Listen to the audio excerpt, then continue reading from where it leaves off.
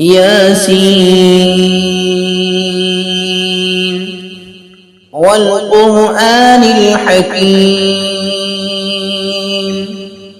إنك لمن المرسلين على صراط مستقيم تنزيل العزيز الرحيم لتنذر قوما ما أنذر آباؤهم فهم غافلون لقد حق القول على أكثرهم فهم لا يؤمنون إنا جعلنا في أعناقهم أغلالا فهي إلى الأذقان فهم مقمحون وجعلنا من بين أيديهم سدا ومن خلفهم سدا فأغشيناهم فهم لا يبصرون وسواء عليهم أنذرتهم أم لم تنذرهم لا يؤمنون إنما تنذر من اتبع الذكر وخشي الرحمن بالغيب فبشره بمغفرة وأجر كريم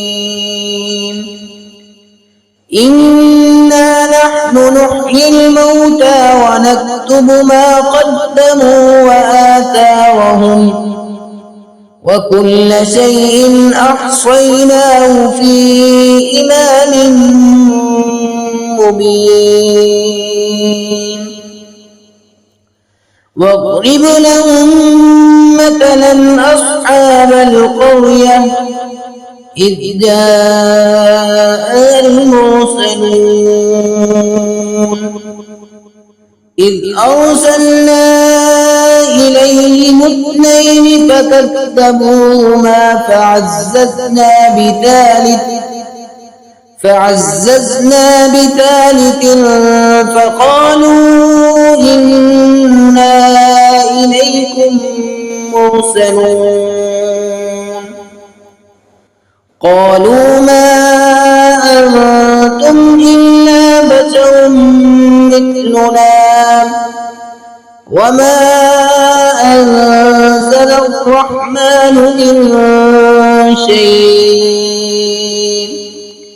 إن أنتم إلا تكذبون قالوا ربنا يعلم إنا إليكم لمرسلون وما علينا إلا البلاغ المبين قالوا إنا تطيرنا بكم لئن لم تنتهوا لنرجمنكم وليمسنكم